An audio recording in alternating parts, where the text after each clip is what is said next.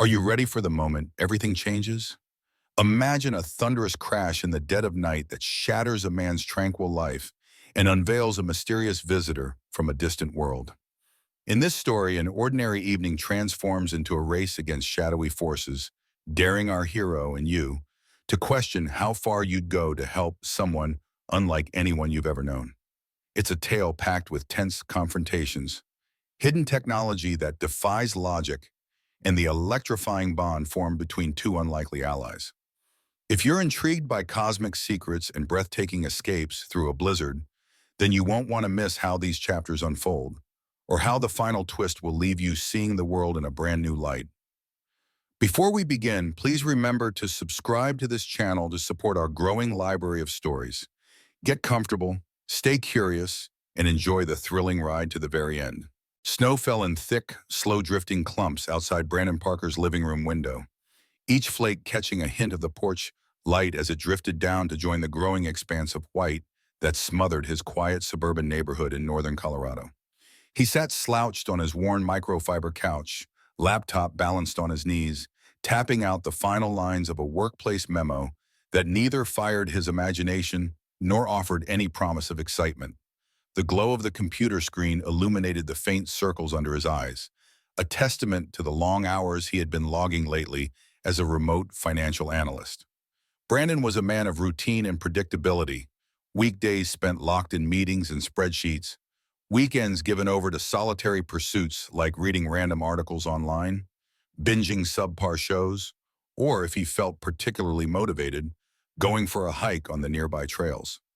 Once upon a time, he might have described himself as adventurous.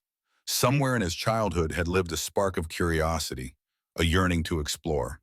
But adulthood, with all its responsibilities, had slowly worn that spark down to a faint, persistent glow. He sighed as he typed, "Dear Marketing, regarding the third quarter performance projections," then paused to reread the message, a grimace twisting his lips.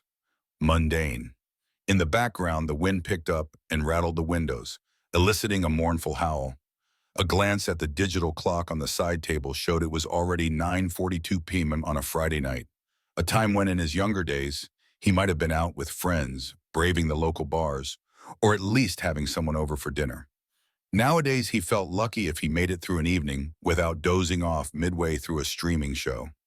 He convinced himself it was the winter that dampened his energy, though deep down he suspected it was something else. Boredom.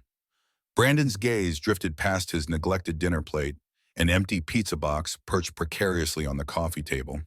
He'd already taken the trash out earlier, braving the wind and snow to deposit a week's worth of garbage on the curb for the next morning's pickup. That small accomplishment felt like the apex of his day. A quiet beep from his laptop signaled yet another email, some higher-up's pointed reminder about an approaching deadline. He set his half-finished memo aside to scan the new message and groaned. Then, without warning, a thunderous crash broke the silence, so loud that Brandon's mug of lukewarm coffee rattled on the table. His heart leaped into his throat, and his laptop slid off his lap onto the couch. For a few seconds, he froze, trying to parse what he just heard. It sounded like something massive hitting the earth, followed by the faint reverberations of distant metal twisting. A part of him wanted to dismiss it as a plow or some strange winter phenomenon, but the intensity was so visceral, so out of place it was impossible to ignore. He jumped off the couch and hurried to the window. Through the swirling snow and the faint illumination of a street lamp, he could just make out a strange glow emanating from somewhere behind his house, near the narrow band of trees separating his property from a small wooded area that ran along a creek. The light was bluish and flickered intermittently, like sparks dancing on a shorted wire. Brandon's breath caught. It didn't look like any normal light source he'd ever seen. Common sense whispered that he should call the police, maybe dial 911, and report whatever it was. Yet a more potent force, curiosity, propelled him to the closet, where he grabbed his heavy winter coat, scarf, gloves, and boots. He'd never seen anything like that glow before. An unfamiliar energy pulsed through him, driving him to investigate firsthand, to recapture some fragment of that childhood spark he'd believed lost. Stepping outside was like crossing into another realm. The cold hit Brandon with brutal force, the wind sneaking under his scarf to nip at his exposed neck. Snow was piling in white drifts around his feet, already higher than it had been just an hour earlier. The neighborhood was eerily quiet, cloaked in the hush of a steady snowstorm. Usually he might have admired the peaceful beauty, how the streetlights reflected on the icy roads, how neighbors' Christmas decorations cast a gentle glow across blanketed lawns. But tonight he was focused solely on that strange bluish luminescence out back. He trudged along the side of his house, sinking deeper into the snow with every step.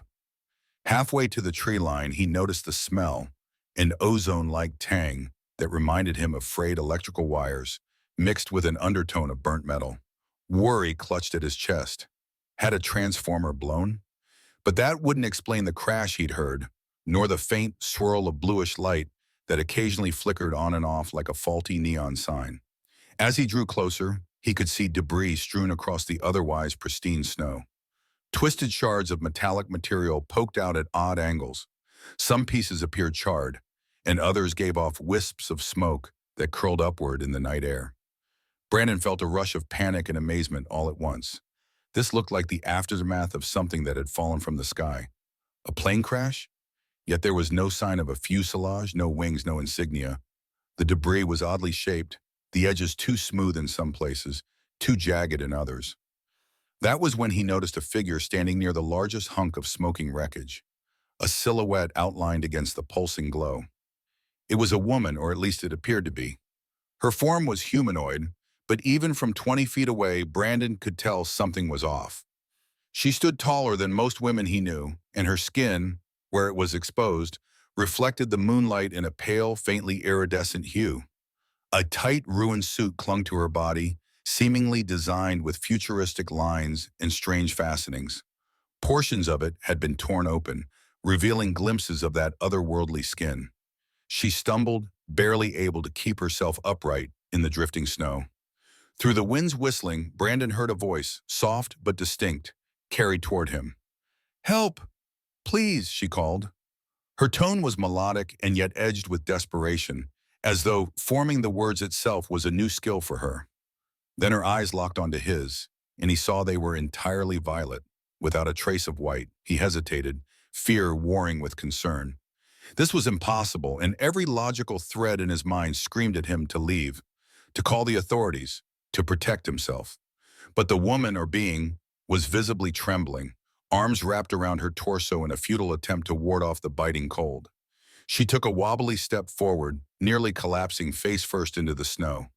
Instinct overrode caution. Brandon lurched ahead to catch her. The thought of leaving anyone, alien or not, out here in this lethal chill unthinkable. She looked up at him with a mixture of astonishment and relief. Her trembling lips parted. Thank you," she managed, her breath fogging the air. I'm so cold. She shivered so violently she nearly slipped from his arms. "Shelter," she finished, almost breathless. Brandon had no idea what he was doing, or if he was about to commit a massive error in judgment, but he couldn't ignore the primal compassion that compelled him to act. Supporting her weight as best he could, he steered her away from the scattered wreckage. She was taller up close, maybe by 2 or 3 inches, her slender frame borderline weightless under layers of ruined fabric and the occasional glimmering armor plates. Whatever she was, she seemed fragile in this moment, her body racked by uncontrollable shakes. Fighting the encroaching numbness in his own fingers, Brandon forced one foot in front of the other, half dragging her toward his back door. If any of his neighbors happened to glance outside, they would see him helping an oddly dressed woman across the yard at an hour when few people ventured into this kind of storm. But there was no sign of activity in the houses nearby. Everyone was likely tucked in, oblivious to the surreal event unfolding just beyond their warmly lit windows. As they reached his porch, the wind picked up again, howling like a living thing. He fumbled for the key in his coat pocket, almost dropping it in the snow. The porch light illuminated them both, Brandon with snow caked on the cuffs of his pants, and the strange woman whose pale blue skin caught the yellowish glow and refracted it, making her look almost luminescent. For a second, he just stared at her, mind struggling to reconcile the normalcy of his suburban life with the impossibility of her existence. Then reality returned in a rush. She was cold, maybe dying, and he needed to get her inside. He thrust the key into the lock and pushed open the door, guiding her into his small, cluttered kitchen. Immediately, the warmth inside felt like a blast of desert air, making his exposed skin tingle painfully. She sagged against him, letting out a soft whimper of relief. He kicked the door shut behind them and eased her onto a chair. Moving on autopilot, Brandon rushed to grab a thick blanket from the living room. When he returned, she was hunched over the table, trying to unzip what remained of her futuristic suit with trembling fingers. Shreds of some unknown synthetic material hung from her shoulders, and he realized the design, intricate lines and patterns, glowed faintly. He draped the blanket around her, noticing she was eyeing him warily, as though unsure if she could truly trust him. "I'll get you something warm to drink," he said, stripping off his wet gloves and tossing them aside. His heart hammered in his chest. Questions jostled in his mind. Who are you? What are you? Where did you come from? Why are you here? But words failed him, and he knew that right now, immediate care was more important. She nodded, managing a small smile. "Thank you," she repeated, her voice carrying that same lilting quality, almost like music. The recognition in her gaze told him she understood his intentions, and perhaps she was grateful for them, whatever her origin. Brandon set a kettle on the stove, turning the dial with shaky hands. As it began to heat, he rummaged through cabinets for tea. An old package of chamomile was all he had. The mundane details of making tea felt surreal after what he'd just witnessed. He kept throwing furtive glances over his shoulder, afraid that if he looked away too long, the strange woman might vanish like a figment of his imagination. But she remained where he'd left her, bundled in the blanket, those haunting violet eyes studying every corner of his kitchen with a mixture of caution and fascination. He remembered the destroyed craft in his backyard, the smell of burnt metal, the twisted shards that hinted at impossible engineering. Now that he was no longer battling the storm, an onslaught of doubts and fears barreled into him. Was she dangerous? Was something else coming for her? What if this was a situation far beyond anything he could handle, which seemed more than likely? His mind churned with possibilities, each more outlandish than the last. The kettle whistled, shattering his anxious reverie. He jumped, nearly dropping the mug he'd grabbed. With a deep breath to steady himself, he poured steaming water over a tea bag, letting the fragrant steam curl into the air. "It's not much," he said, carrying the mug to her, "but it'll help you warm up." She reached out with slender fingers, her nails a shade darker than her skin, almost purplish. As she wrapped her hands around the mug, he noticed her expression shift, an odd mix of amazement and vulnerability. Taking a cautious sip, she winced slightly, perhaps unused to hot liquids. But then her face lit with something like relief. Brandon realized with a pang of empathy that she truly had been freezing. Minutes passed in charged silence, punctuated only by the wind battering the walls and occasional sips of tea. Finally, curiosity won out. What should I call you?" he ventured. She took another tentative sip of tea, then set the mug down. "I am Lyriana," she responded slowly, as though trying the name out in human speech. The syllables flowed gracefully, each letter tinted with an accent Brandon couldn't place. "That is the closest approximation in your language." He nodded. "Lyriana," he repeated, tripping slightly over the unfamiliar combination of letters. "I'm Brandon. Brandon Parker." He waited to see if she recognized the name. Maybe she had studied English from wherever she hailed. She simply regarded him, head tilted slightly, as though filing away the information. "Brandon," she echoed, not unkindly. Then she gestured vaguely toward the back door. "Crash. Unfortunate." The words came haltingly, but she got her point across. Brandon raised his eyebrows. "Are you hurt?" She placed a hand over her side, wincing. "Minor injuries. Cold is worse. Your climate, harsh." He considered offering to drive her to the nearest hospital, but he doubted she would blend in easily. More pressing was the fact that she might not trust human institutions, and for all he knew, the authorities could be a far bigger threat if they discovered her. Remembering the glow, the advanced suit, and the unnatural wreckage, he realized this could easily become some top-secret fiasco. Even as that realization dawned, A flicker of blue light at the kitchen window made Brandon tense. At first, he thought it was just the reflection from the wreck outside. But no, this was something different. The glow swept across the backyard, followed by a faint, high-pitched whirring. Liriana's eyes widened in alarm, and she shot him a look that spoke volumes. They needed to hide, or at least make themselves less visible. "They're here," she said, the musical edge in her voice going taut with anxiety. Immediately she stood, the blanket falling from her shoulders. Brandon could see more of the strange suit beneath. Although battered and torn, it still displayed filaments that pulsed in faint synchronization with the lines on her skin, as though the clothing and her body were interlinked somehow. "Who's here?" Brandon asked, darting to the window. He saw no one in the darkness, only the swirling storm that showed no sign of abating. The yard looked empty, just the scattered pieces of that alien wreck. But the humming grew louder, and a beam of light briefly illuminated the far side of the fence. "It might be local authorities," Liriana whispered, stepping close behind him. "Or worse, my pursuers." Brandon's heart beat a staccato rhythm. He gestured for her to follow and led her to the hallway, away from any windows. Just then his phone buzzed on the kitchen counter, an unknown caller. They both froze, exchanging glances. Brandon rushed back to silence it, cursing the noise. He guided her into the living room, which was marginally larger than the kitchen and had an L-shaped couch that faced a TV. The windows here were shuttered, but if anyone peered in, they might see silhouettes moving inside. "Look," he said, swallowing hard, "maybe it's just the cops or someone who noticed the crash.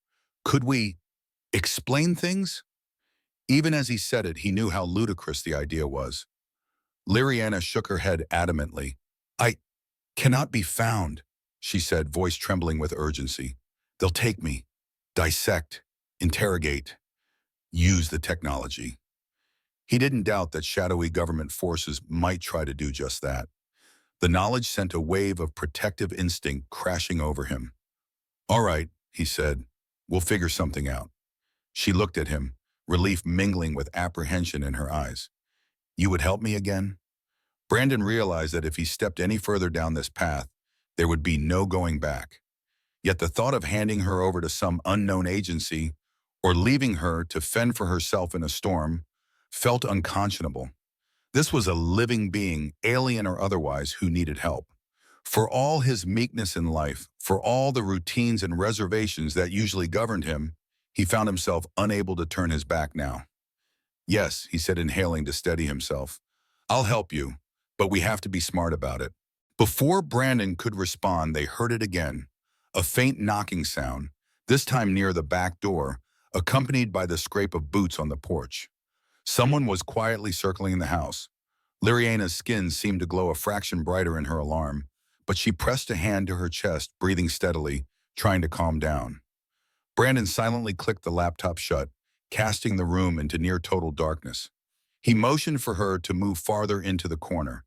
The question loomed: if these people, or beings outside, decided to break in, how could he possibly stop them? He had no weapons, no real plan beyond flight.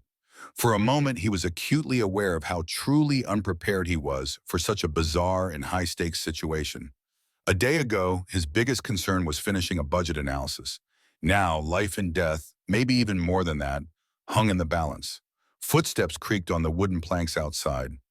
Brandon heard a muffled voice, possibly speaking into a radio. Whatever they were saying, it wasn't in a friendly tone. If they were local law enforcement, they would have knocked openly or announced their presence. This hush, this stealthy approach, had the sinister feel of something else entirely. He placed a shaking hand on Liriana's shoulder, trying to reassure her. Instead, he found his own nerves settling at the cool, almost rhythmic pulse of her body. She nodded at him, grateful. Slowly, they rose from the chair. Brandon cracked the office door just enough to peer into the hallway. The living room was dark, the blinds still drawn, but bright flashes of blue light periodically lit the windows from outside. "They're scanning for the crystal," she whispered, as if reading his thoughts. "I must hide it." Without warning, Liriana pressed the glowing crystal against Brandon's ice chest, just over his heart. He felt a jolt of energy, like a mild electric shock, and gasped. "What? I'm synchronizing it with your bioelectric field," she said, voice barely audible. It'll mask the crystal's energy for a short time. His skin prickled, and a faint glow emanated from beneath his shirt. Then, after a few seconds, the light faded entirely. Liriana exhaled in relief. There, she breathed. They shouldn't be able to track it directly now. Brandon's thoughts whirled with this new strangeness. He felt different, a tingling under his skin that wasn't unpleasant but was certainly foreign. Then the doorknob at the back rattled. With a spike of adrenaline, he pressed the office door shut again, gently but firmly. "Wait here," he mouthed. She looked at him in alarm, but he stepped away before she could protest. Summoning more courage than he knew he possessed, he crept down the hallway. At the corner leading to the kitchen, he peeked around. The knob rattled once more. He flicked on the porch light from inside, hoping to startle whoever was out there. Almost immediately, the rattling stopped. Brandon's heart pounded as he spotted a dark silhouette shift beyond the frosted glass of the door. The figure seemed to hesitate, then retreated into the night. For a tense moment, Brandon waited. The wind howled and the flurries thickened. Eventually, the beam of a flashlight roamed across the yard. Shadows flickered, and the presence outside moved away, presumably to regroup. Brandon turned off the porch light, then hurried back to the office. Liriana rose from her crouch, eyes wide with worry. "Are they gone?" "For the moment," he said, running a hand through his hair, still frazzled. "We can't stay here. If they're scanning around, they'll keep coming back." She gave a solemn nod. "Then we leave tonight." Brandon inhaled, letting the gravity of the decision wash over him. There was no more debate to be had. "Right, Ome," he said, gesturing to the map on his darkened laptop. "Let's get what we need and go." Yet before they could move, a sudden bright flash illuminated the living room windows, accompanied by the deafening drone of multiple engines. Brandon's heart lurched. Liriana's trembling returned. He realized, with a sinking sensation, that the night was about to become even more dangerous, and that in the next few hours, every choice he made might determine not just his fate, but perhaps something far larger than himself. A flash of stark blue-white brilliance lit the living room curtains, silhouetting Brandon and Liriana for an instant as they crouched in the hallway. Both their hearts hammered in the gloom. Outside, engines revved, then whined, as if a wave of vehicles and machinery converged on the neighborhood. Brandon swallowed hard. He'd never imagined his quiet suburban street would turn into a nocturnal war zone. Yet the evidence was rattling his windows and lighting up his yard.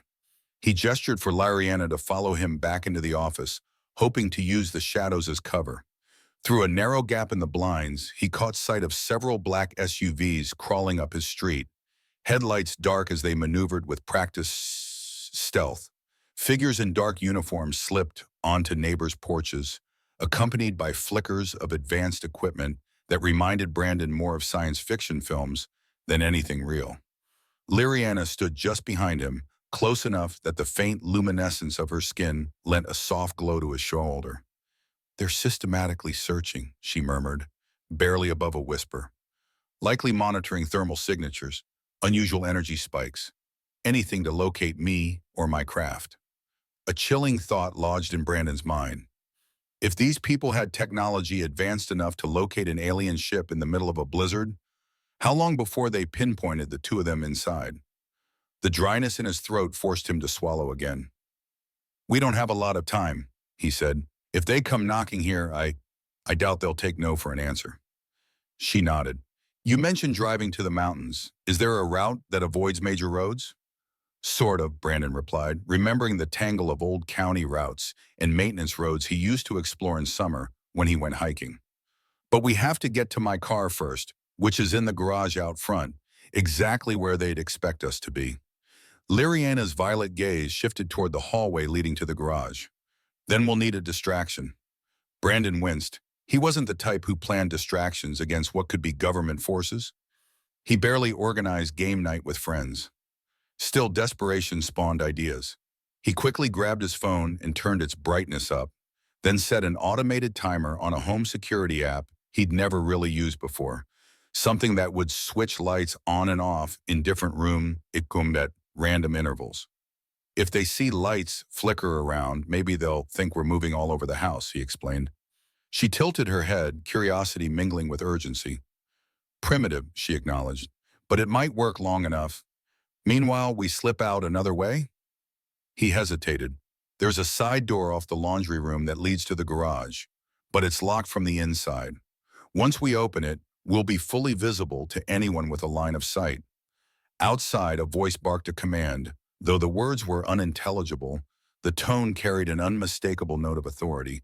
Another bright pulse of light washed over the living room window, and the mechanical hum grew louder. Brandon inhaled deeply, feeling Liriana's tense energy beside him.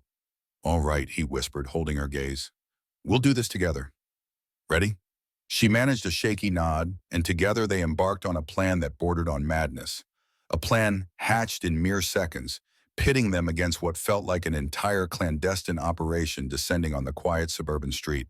Brandon led Liriana through the hallway, each of them mindful to keep their footsteps light. When they entered the laundry room, a cramped space filled with a washer, dryer, and shelves of cleaning supplies, he slowly unlatched the door that connected to the garage.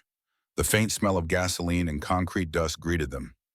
He flicked on the flashlight feature of his phone for a split second, just enough to confirm the positions of the car and the stacked boxes that lined the interior walls.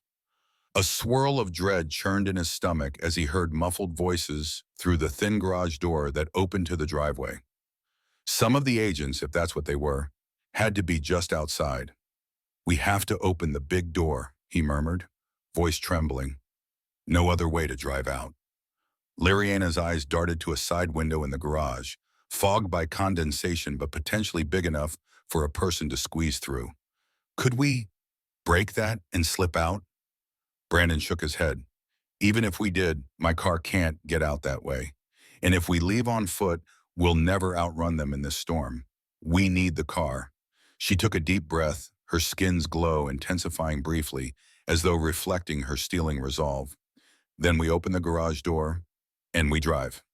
A faint beep rang out in the laundry room behind them, the random timer on the house lights initiating. From somewhere deeper inside the home, a lamp clicked on, followed by the living room overhead lights, creating the illusion of movement. Through the small access door's crack, Brandon saw a flash of movement in his driveway. Two black-clad figures turning their heads at the sudden illumination inside the house. Perfect timing, he thought, heart pounding. Liriana gestured for him to proceed. He slipped into the garage and quietly climbed into the driver's seat of his modest sedan, fumbling with the keys. She slid in beside him, glancing around in fascination at the unfamiliar controls, but also with an urgent awareness of their predicament. Brandon took one last moment to mentally rehearse. If he opened the garage door, they would be fully exposed. Their only advantage was the element of surprise, and possibly the storm's diminishing visibility. The furnace kicked on, rattling the ductwork overhead, making him jump. "Ready," he whispered to Liriana, who nodded, lips set in a tight line. He pressed the button on the overhead remote. The garage door began to lift with a groan, revealing swirling snow beyond. Almost immediately, a shout went up from somewhere near the driveway. Brandon didn't wait. He started the engine, tires squealing as they fought for traction on the cold concrete. In the rearview mirror, a figure sprinted toward them, raising an object that might have been a weapon or a scanner. Liriana ducked low, arms wrapped protectively over her head. Brandon floored the accelerator. The sedan lurched forward, bumping out into the night, just as an intense beam of blue light slashed past the passenger window. They were out. But for how long, Brandon didn't know. The fresh adrenaline spiking through his veins confirmed that any sense of normalcy he'd once had was now gone, left behind in that ransacked house. He twisted the steering wheel, fishtailing onto the slick residential street. Across the block, more black SUVs materialized from around corners, headlights flicking on at last, as if the operation had abruptly switched into a more aggressive phase. Brandon gripped the wheel, eyes darting to Liriana, who was braced against the dashboard. "They're mobilizing," she exclaimed, gaze flickering to the side mirror, where glowing beams cut across the falling snow. "They're not even trying to hide anymore." Brandon's heart clenched, though a peculiar focus settled over him. He had driven in the snow plenty of times, never under such threat, but enough to know how to control a skid, how to keep traction. "Hold on," he said, refusing to let fear paralyze him. He raced past darkened houses, the engine revving louder than it ever had in his tame suburban life. The street lights buzzed overhead, casting fleeting pools of sickly orange light on the drifting snow. Through the swirl of flakes, he spotted the silhouettes of more men in black combat gear, brandishing advanced-looking rifles or scanners. One of the SUVs roared to life behind them, tires crunching over the curb as it pivoted. "We need to lose them," Liriana urged. "If they follow us onto the highway, they'll coordinate roadblocks." "I know," Brandon said tightly, scanning ahead for an exit. He suddenly remembered a half-finished commercial district about 3 blocks down. Its roads unlit, mostly deserted, prime territory for weaving between construction sites. That could buy them a few minutes. He stomped on the keys, veering left onto a side street marked with orange barrels. The sedan lurched violently on the uneven pavement, but it held together. Behind them, headlights bobbed and angled, accompanied by the shrill squeal of tires. Brandon felt a grim spark of hope. The unmaintained road might trip up their pursuers. Snow pelted the windshield, but he pressed forward. Ahead, he spotted a wide stretch of fenced-off land where new buildings were only steel skeletons in the ground. Piles of gravel and equipment dotted the dark site. With the fences partially open, the place seemed like a labyrinth of obstacles. He cut the wheel, steering past a sign that read "Authorized Personnel Only." The car's headlights illuminated swirls of dust and snow. He navigated between half-built structures, deliberately weaving in a serpentine pattern. Whenever headlights appeared behind them, he turned sharply, dropping behind rows of stored lumber or parked bulldozers. During one abrupt swerve, the sedan's rear end nearly swung out of control. Liriana braced a hand against her seat, her breath coming in sharp gasps. Brandon forced the car back in line, exhaling shakily. His heart thundered in his ears. "You okay?" he managed to ask, eyes flicking to the rearview mirror. She nodded, teeth chattering more from fear than temperature now. "I'm fine. She swallowed. "This is more than I expected of your world. You're braver than you believe." Brandon's chest tightened at the compliment, but he forced himself to stay focused. "We'll see how brave I am if we actually make it out of this." Past the labyrinth of construction equipment, he spotted a partially plowed route that led to a secondary road connecting to the county highways. If they could slip onto that roadway undetected, they might merge with a main route just long enough to vanish in the snowstorm. In theory, anyway. "Here's our chance," he said, turning the sedan sharply around a half-built cinder block wall. He pressed the accelerator, ignoring the squeal of the tires. "Once we're on that road, we aim for the mountains." She answered with a resolute nod, and the tension in the car seemed to solidify into determination. They had an objective: get into the high country and hope the rugged terrain and inclement weather granted them some measure of safety. The county highway stretched out before them, cloaked in dark skies and blowing snow. The storm had worsened, wind lashing across the asphalt in gusts that rattled the sedan's frame. They'd managed to exit the construction zone, lose sight of the black SUVs for a few precious minutes, and now found themselves speeding north. The headlights carved tunnels of visibility through the flurries, offering only fleeting glimpses of farmland and forest before it all vanished into swirling white. Brandon glanced at the clock on the dashboard, 11:52 p.m. The pang in his stomach reminded him he hadn't eaten since that slice of pizza hours ago. Yet the thought of food felt absurdly irrelevant now. He tightened his hands on the wheel, knuckles whitening. How quickly life could turn inside out. Just a day ago, routine had been his biggest complaint. "You said the mountains are about an hour or two from here?" Liriana asked quietly. She had reclined the passenger seat, trying to catch her breath in the brief calm. Brandon nodded. "Less, if we keep moving. But with the road conditions..." He trailed off as the tires slipped on a patch of ice, the car wobbling before stabilizing again. Liriana angled her head toward him, the glow around her eyes subtle but captivating. "I owe you an explanation," she began. "You've risked everything to help me, and you deserve to know why." He swallowed, the tension in his jaw relaxing slightly. "I'm listening." She inhaled, perhaps to gather courage. "We're not supposed to interfere with the developing worlds." Her voice was tinged with remorse and urgency. "Some in my government believe your planet is on the cusp of a technological leap. The artifact hidden here could accelerate your society exponentially, but it could also destabilize it, lead to catastrophic outcomes. Brandon frowned, eyes on the road. So you came to stop that from happening? Yes, she murmured. I'm part of a faction that believes your world must progress naturally, without external influence or forced evolution.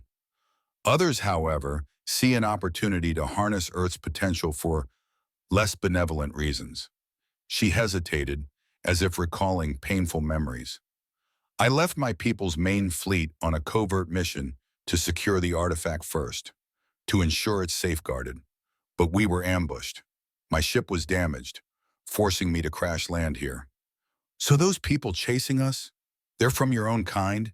Brandon asked, feeling a chill that went beyond the storm. Some might be, she admitted, voice trembling slightly. Others could be human collaborators who've been promised advanced knowledge. Both sides are dangerous. They'll do anything to retrieve the crystal and the artifact. He pressed his lips together, mulling over the enormity of her words. Suddenly, the notion of government agents seemed small in the face of a potentially interstellar conspiracy. So what's the plan? We just hide indefinitely? No, Lyriana said with finality. I need to reach the artifact's chamber in the mountains. Once I have it, I can block any further attempts at interference. Create a protective field that not even my people can easily breach. But time is short. Others know it's there too, and they'll converge soon. Brandon's stomach twisted. Then I guess we better not slow down. He pressed the gas pedal a bit harder, guiding the car deeper into the darkness, deeper into the unknown. The wind howled and the snow thickened around them, but a quiet determination took root in his chest. For better or worse, they had to see this through. They'd been driving in near silence for 20 minutes when the first pursuit vehicle reappeared behind them, headlights distant but unmistakable. Brandon swore under his breath. The county road was empty, aside from them, so any car out here at this hour was suspicious. They found us, he muttered. Lyriana twisted around in her seat, peering through the rear window. She took a steadying breath. We can't outrun them on open road. We need a way to disrupt their sensors. Brandon glanced at her. Disrupt how? She reached into the partially torn pocket of her suit and pulled out a slim metallic device no larger than a pen. Even in the faint dashboard light, he could see intricate symbols etched along its length. If we can bring them close enough, I can emit a brief energy pulse to scramble their tracking equipment. It won't last long, but it might be enough to let us disappear. Brandon's hands tightened on the wheel. So we let them catch up, then jam their sensors? Yes, but you'll need to maneuver in a way that won't get us. She winced at the thought. Shot. He nodded, anxiety clawing at him. The headlights in the rearview mirror grew brighter, and he spotted a second pair not far behind the first. Whatever group was tailing them had come prepared. Heart pounding, Brandon eased his foot off the gas, letting the sedan slow enough to tempt the pursuers to close the distance. As the gap diminished, an icy dread coursed through him. The second pair of headlights fanned out, indicating two vehicles traveling in tandem. Lyriana clenched the device in her hand, leaning out the open window slightly despite the cold wind and swirling snow. Almost in range, she said in a strained voice. One of the pursuers swerved to the left, headlights bobbing wildly. Brandon realized they were prepping for a pit maneuver, or at least some form of forced stop. Gripping the wheel, he waited, letting them come dangerously close. Now, Lyriana shouted. She pressed a hidden button on the device, and a surge of faint blue light radiated outward. It wasn't blinding, but Brandon felt his ears pop and his skin prickle with static electricity. Immediately, the lead vehicle behind them veered wildly, headlights flickering as though the electronics had shorted out. The second car did the same, swerving in the opposite direction. Without missing a beat, Brandon slammed the gas pedal, the sedan jolting forward.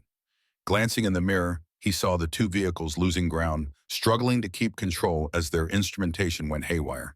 The swirling snow swallowed them in seconds. Relief battled with continued fear. Lyriana slumped against the seat, shoulders tense. That'll only delay them, she cautioned. They'll reboot their systems soon. Brandon nodded, scanning the road ahead. A sign loomed in the headlights, half buried in a snowdrift. Pine Ridge Pass, 20 miles. We're almost to the foothills, he said, hope flickering in his chest. From there, there's a narrow service road that leads up to old mines. Could give us some cover. She turned to him, a slender hand landing on his arm. Thank you, she whispered.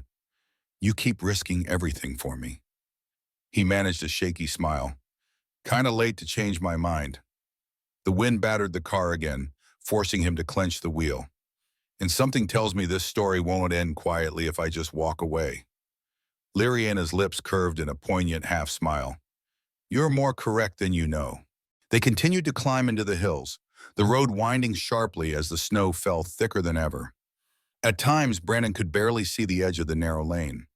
To his right, a steep drop vanished into swirling darkness. To his left, towering pines stood like silent sentinels, their branches laden with fresh powder. Each hairpin turn felt like a gamble, the sedan's tires skidding on patches of black ice that made every maneuver a heart-stopping affair.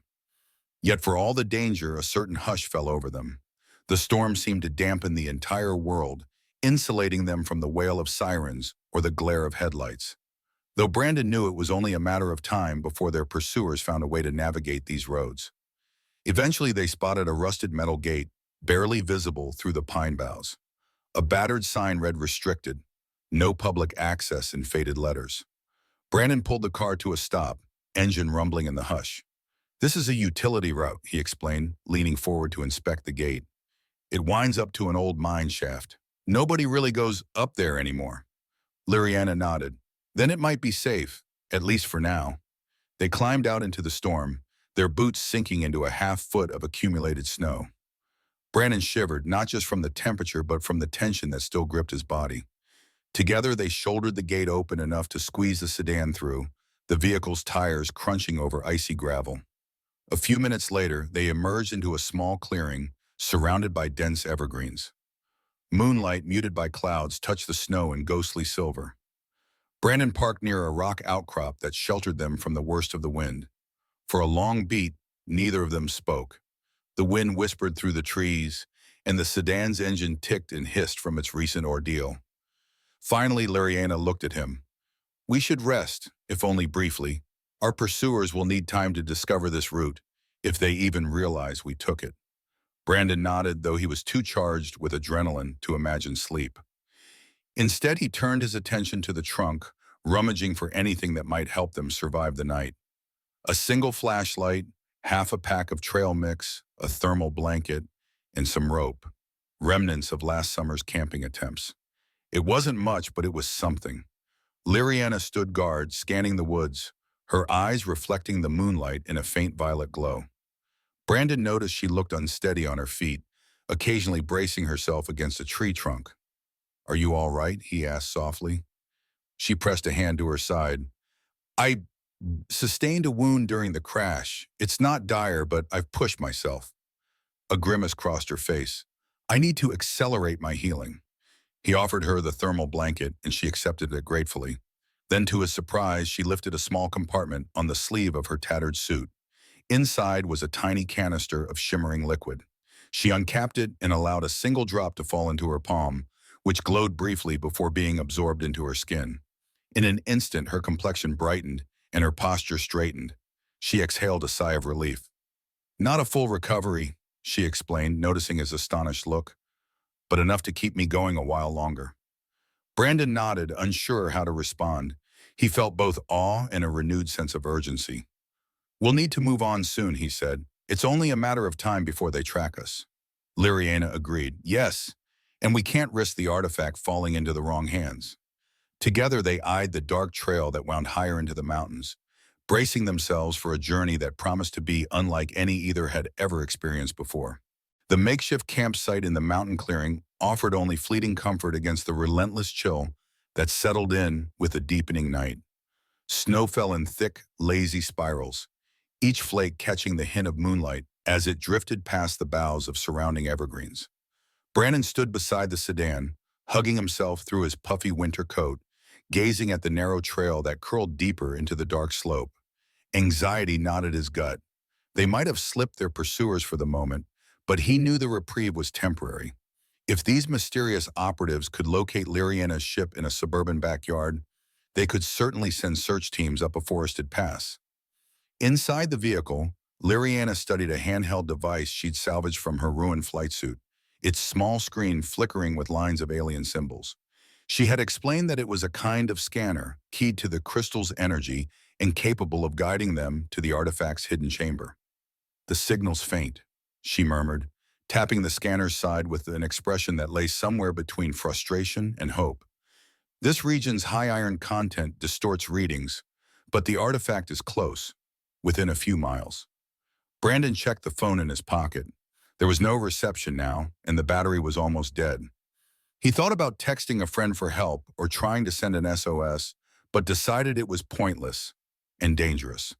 If the phone somehow pinged a nearby tower, it could broadcast their location. Shoving it back into his coat, he tried to ignore the throbbing emptiness in his stomach. Their last real meal was hours ago, but fear had done a good job of killing his appetite. "We'll need to proceed on foot," Liriana added, stepping out of the sedan and closing the door carefully to avoid noise. The swirling snow crunched beneath her boots, her posture more upright than before. Her earlier dose of that shimmering liquid must still be helping, though the fatigue in her eyes hinted that she was far from fully healed. Brandon flipped on a small flashlight, keeping the beam low to the ground to avoid drawing attention. In its narrow cone of illumination, the world seemed to shrink to the immediate patch of snowy earth beneath their feet. Beyond the beam lay an endless sea of dark trunks, tangled brush, and drifting flakes. "You're sure about abandoning the car?" he asked quietly, glancing back at the vehicle's dark silhouette. She nodded, her breath steaming in the icy air. "If we leave it here, hidden by the pines, our pursuers might assume we kept driving. It's a risk, but staying on the roads is even riskier. Our real goal lies somewhere higher in these mountains." Brandon sighed, turning to reach into the sedan's trunk. He retrieved the rope, the half-eaten bag of trail mix, and what few supplies he could carry: an emergency blanket, a water bottle, and a folding pocket knife. Liriana shouldered the items carefully, mindful not to aggravate her injury. Their eyes met in a brief, silent exchange. Both were acutely aware of the stakes. Within minutes they set off, leaving behind the only semblance of shelter or convenience they had. Snowdrifts reached past Brandon's calves in some spots, slowing their pace. The hush of the night enveloped them, save for the rustle of branches and the distant moan of wind through rugged passes. Each step forward felt like a step deeper into a realm where humans rarely ventured, and where an off-world traveler like Liriana might find whatever destiny she sought or feared. The forest closed in around them, a tapestry of needles and frost. Twice they startled small animals, a hare bounding away through the underbrush, a pair of glowing eyes that might have belonged to a fox or coyote. For Brandon, it was surreal to think that just this morning, he'd been typing up a mundane office email in his living room. Now an alien companion tromped alongside him, and a fierce winter storm conspired to erase their footprints almost as soon as they made them. They paused every so often so Liriana could check her handheld scanner, the screen's glow reflecting off her features. Each time she consulted the faint signals, turned a few degrees, and motioned for Brandon to follow her over rocky terrain or across narrow log bridges that spanned shallow ravines. The temperature continued to drop, and Brandon felt the biting cold seeping into his gloves. Yet he found a certain clarity in their plight. With each step, the everyday concerns of his old life felt further away. Eventually, the trail pitched upward sharply, forcing them to scramble over snow-laden rocks and protruding roots. Brandon's lungs burned with the effort, and sweat trickled down his back despite the chill. Every now and then, he glanced at Liriana, worried that her injuries might flare up. But she pushed on, determined. Her purple eyes gleamed with that otherworldly resolve, as if no earthly obstacle could deter her from the artifact's promise. They crested a small ridge, then took shelter under a rocky overhang that protected them from the swirling gusts. Taking a moment to catch his breath, Brandon rummaged in his pack for the trail mix, offering some to Liriana. She accepted a handful and ate it slowly, as though savoring these unfamiliar textures and flavors. "This synergy is remarkable," she said softly between bites, her gaze drifting over the snow-clad trees below. "Synergy?" he echoed. She nodded, turning to face him. "You and I wouldn't normally sync so easily. Our life essence is..." Well, it comes from different evolutionary paths. But when I placed the crystal against your body, something else took over. A resonance that's unexpectedly strong. Brandon thought back to the electric tingle that had spread through him, how the crystal's glow had faded into him. It still feels strange, he admitted, pressing a hand to his chest as if expecting to feel that buzzing again. Like I'm carrying a tiny current inside. Liriana's lips curved into a gentle smile. That current is partly why our pursuers can't track the crystal directly. You're masking its signature, better than I ever expected. Her expression grew more serious, which makes you vital to our mission. Brandon wasn't sure how to react. Vital? He'd never felt especially crucial to anything in his life. The weight of responsibility pressed on him like a new kind of gravity. So, I'm more than just a bystander, he said wryly, half to himself. Much more, she agreed. You might be the difference between safeguarding the artifact and seeing it turned into a weapon. Before he could reply, a burst of distant light momentarily illuminated the forest canopy, like silent lightning or a passing flare. Liriana stiffened, scanning the horizon with a growing tension in her shoulders. Brandon felt his chest tighten. Their respite was over. The chase had undoubtedly resumed. With renewed urgency, they pressed on, descending into a gully overshadowed by towering pines, then climbing onto a ridgeline where old, gnarled oaks clawed at the starless sky. The snowfall became intermittent, revealing patches of ice that made every step perilous. More than once, Brandon slipped, catching himself with frozen fingers that dug into rocky crevices. After nearly an hour of trudging, the land flattened into a small plateau. To their left, a craggy escarpment rose, too steep and slick to climb without proper equipment.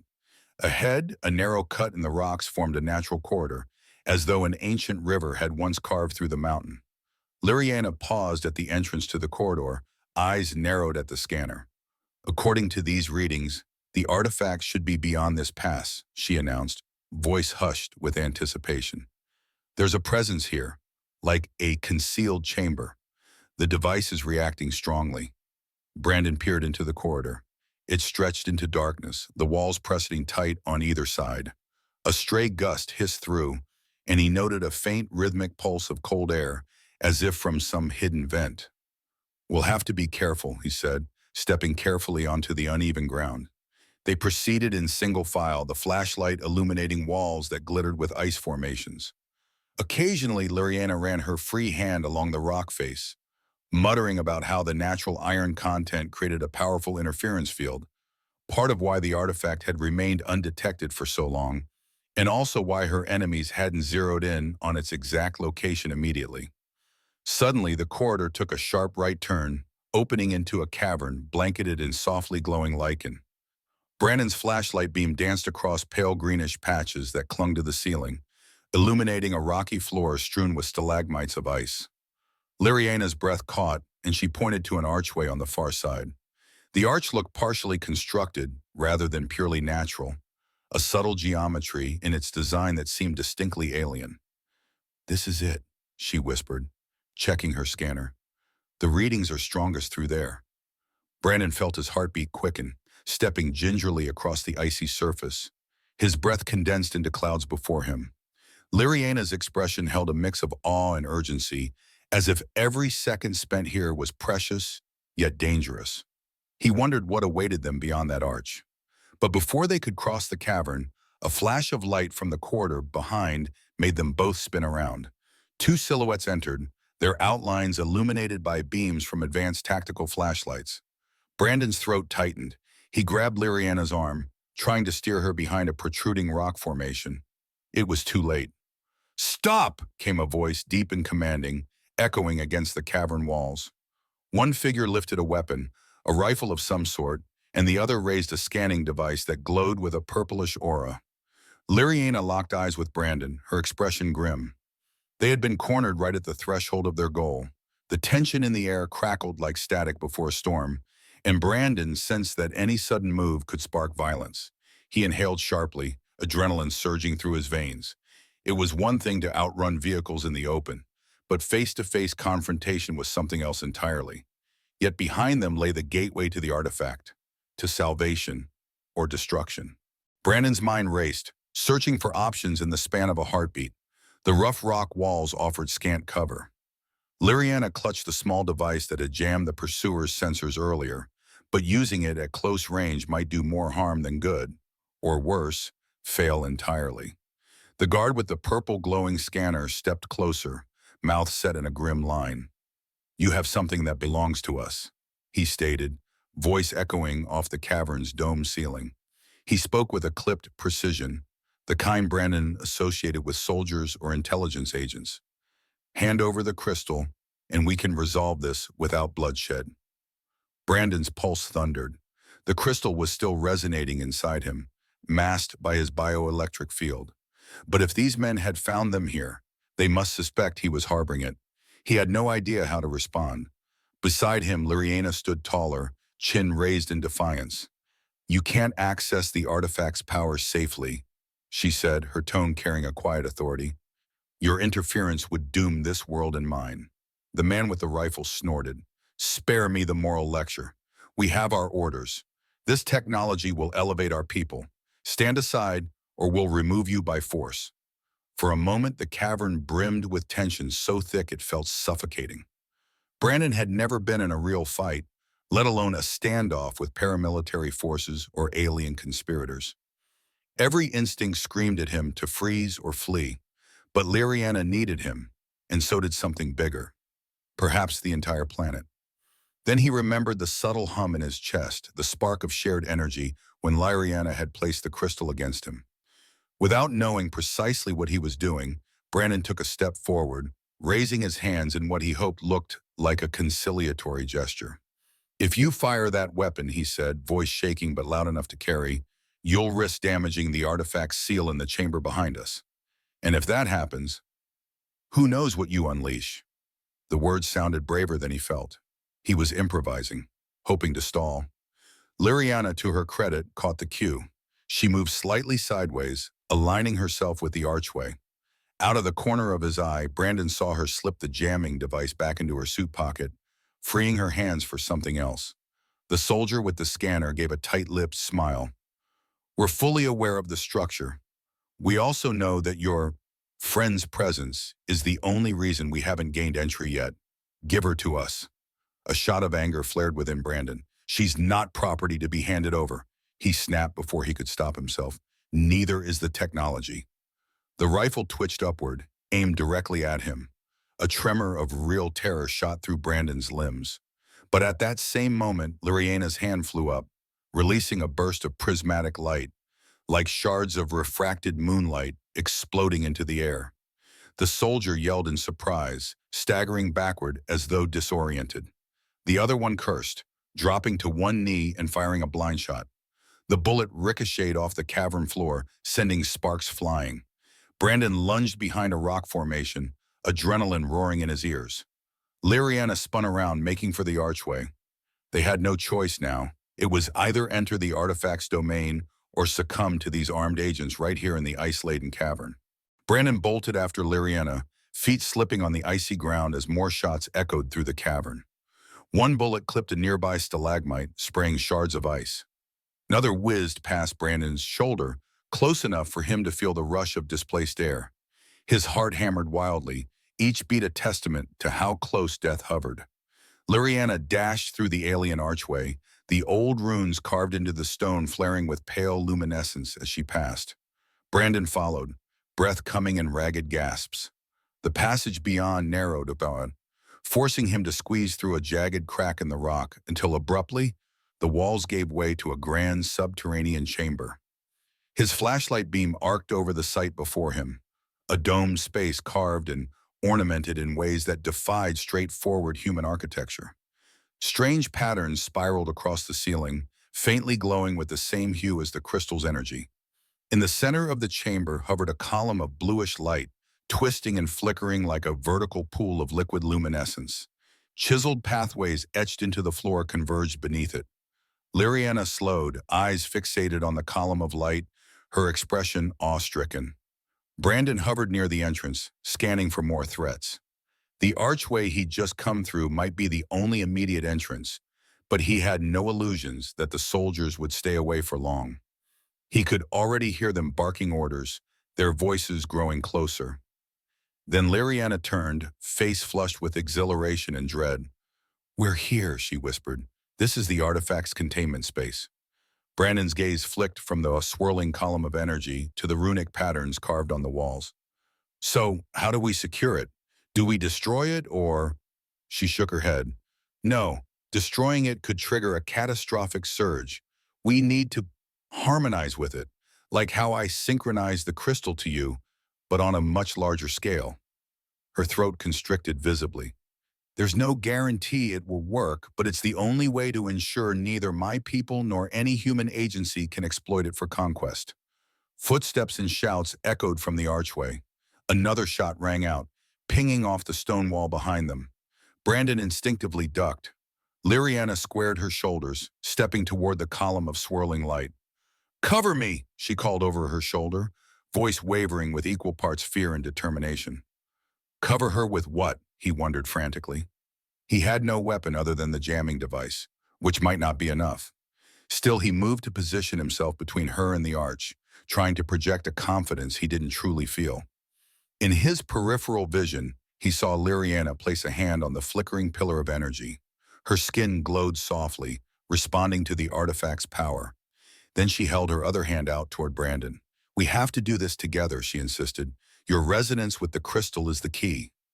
He risked a glance back at her. The swirling energy now lapped at her arm like liquid light, and lines of luminescence raced up her body. She extended her hand. Despite the terror in his chest, Brandon reached for her. The moment their palms touched, he felt the jolt, like the first time but magnified. A flood of warmth and tingling raced through him, as though every nerve were lighting up. The humming in his chest became a symphony of vibrations, and his vision blurred with dancing sparks of color. Behind them, the pursuers burst through the archway. Brandon heard shouts, saw the glint of weapons, but the chamber's light flared with sudden intensity, swirling around him and Liriana like a protective vortex. A shot rang out, but it never reached them. Instead, it fizzled into a crackling shimmer in the air, as though reality itself bent to protect the artifact's guardians. For a moment, the world existed only as light and sound, swirling in cosmic currents that brushed the edges of Brandon's consciousness. He sensed Liriana's presence beside him, though it was more than just standing shoulder to shoulder. He felt her mind, her emotions, her memories glancing off his own.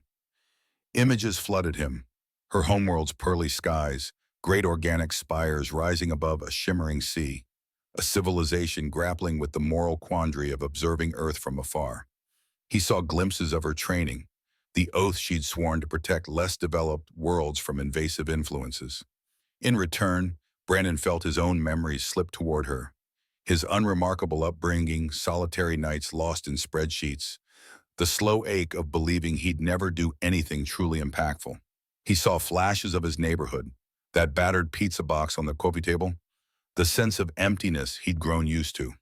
Through it all, the artifact's power roiled like a galaxy forming in a swirl of cosmic dust. It was no mere machine, rather it was a convergence point of energies, both physical and metaphysical, bridging the boundaries between species and worlds. And now it used the resonance between Brandon and Liriana to reshape its role. The swirling luminosity expanded, pushing back the soldiers who had entered the chamber. Brandon sensed their fear, heard their panicked yells as their weapons malfunctioned or simply dissipated in the energy field. Even as that happened, Liriana directed her focus inward, channeling the artifact's potential in a way Brandon struggled to comprehend. "We can't let them be destroyed," Brandon found himself thinking, or perhaps projecting.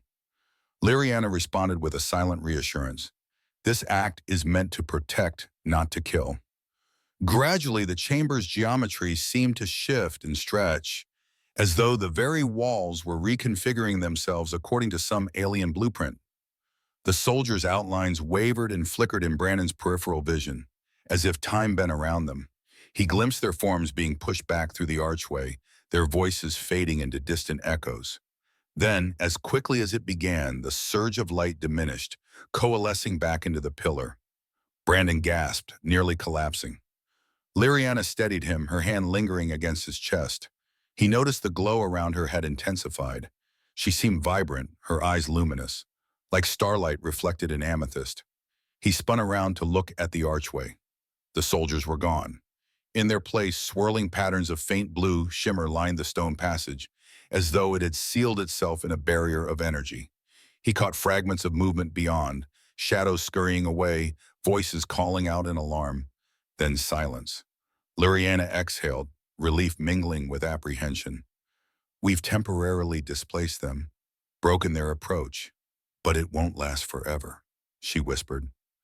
Brandon placed a trembling hand on the swirling pillar. What now? Did we save the artifact? She nodded, though her expression remained serious. It's safe from both human and alien tampering for the moment. But to secure it permanently, we need to finalize the bonding. She turned to face him fully.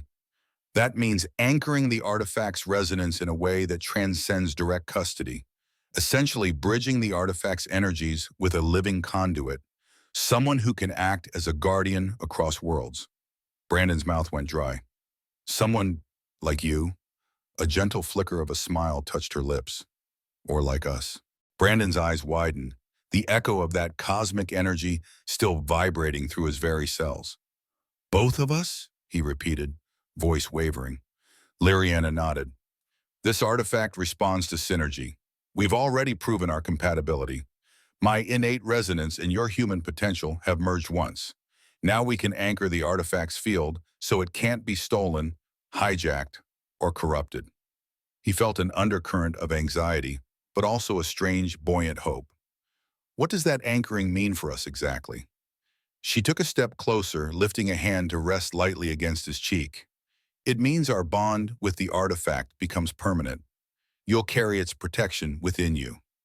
I'll carry it within me, Pum. We can safeguard this power without locking it away entirely. But there's a price. A price, Brandon echoed, exhaling shakily.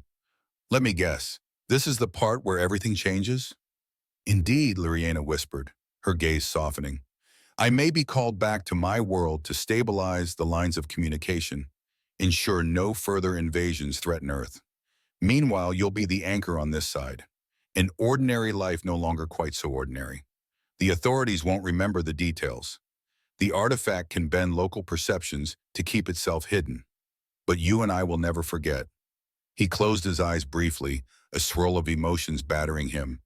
Disbelief at the magnitude of what he was being asked to do, fear at the cosmic scale of it, and a flicker of exhilaration that the quiet monotony of his old existence was gone for good. Then he opened them, meeting her unwavering gaze. Let's do it, he said, heart pounding but voice firm. I can't go back to pretending none of this happened. A soft smile tugged at her lips. She guided his hand toward the pillar of light, laying it gently against the swirling surface. Then she placed her own hand atop his. An immediate rush of warmth and energy pulsed through them, more controlled this time. Like a current they could ride, rather than be swept away by. The artifact responded to their union, brightening until the chamber was awash in brilliant radiance. Brandon felt his mind and body align with Liriana's.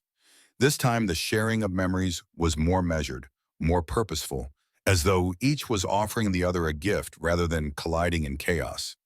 He showed her glimpses of the hope he'd nurtured from helping her, the possibility that he could matter in a vast universe. She showed him her world's skyline once again, not as a place of stoic watchers, but of dreamers who believed in preservation rather than domination. The pillar flared, then slowly contracted inward, a swirling vortex that shrank until it took the shape of a small, glowing orb suspended between their hands. It hovered in the air for a moment, thrumming with life. Then, like a heartbeat, it split into two separate lights. One drifted into Liriana's chest, merging with her own inner glow, while the other sank into Brandon's, settling beside the crystal's hidden resonance. He gasped, staggered by the gentle impact, and felt a surge of warmth spread through his ribcage. Liriana shut her eyes, a peaceful expression on her face. The orb's final glimmers danced around them, then fused into the runes etched on the chamber walls. The subterranean hall dimmed, returning to a more subdued glow. For a moment, neither of them spoke, letting the gravity of what they'd just done settle in. At last, Liriana glanced at Brandon, violet eyes shining. It's complete. Our worlds remain separate, yet connected. No power can exploit the artifact's energy without our mutual accord. Brandon let out a shaky breath. In the faint reflection of the glowing carvings, he saw his own face, half lit by the radiance that now lived within him. I'm changed forever, he thought, wonder and fear coalescing into a single spark of realization. Then, as though roused by a distant call, Lyriana's expression turned wistful. Her gaze slid toward the sealed archway, the flicker of regrets dancing in her eyes. My people, if they detect this shift, they'll recall me to address it. He felt a pang at the thought of her leaving. Will you come back? Her lips curved in a sad, knowing smile. You carry half the bond. Of course I will. But first I must ensure no other faction threatens Earth. Your authorities will experience the rest of this night as a blurred confusion, their memories adjusted by the artifact's field.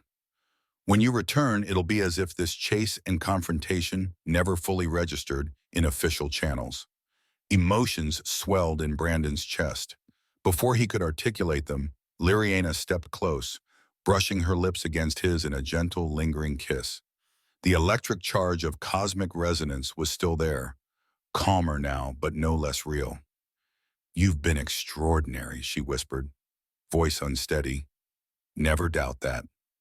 And with that, her form flickered, merging with a swirl of leftover luminescence from the chamber's walls. Brandon's breath caught.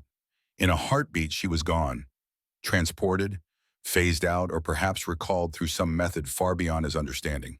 Alone in the hushed chamber, Brandon placed a hand over his heart. He felt the gentle thrum of new energy within.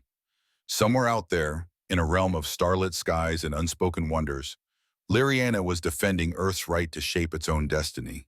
And he, an ordinary man turned cosmic guardian, stood in a hidden chamber carved into a Colorado mountain, the only witness to a secret that would reshape how he saw the universe forever. Brandon emerged from that underground chamber in the earliest hours of dawn, just as the storm began to relent. The corridor behind him sealed with a gentle rumble, leaving only smooth rock where the alien archway had once stood. Though exhausted, he still felt a vibrant hum in his veins, a sense of cosmic possibility.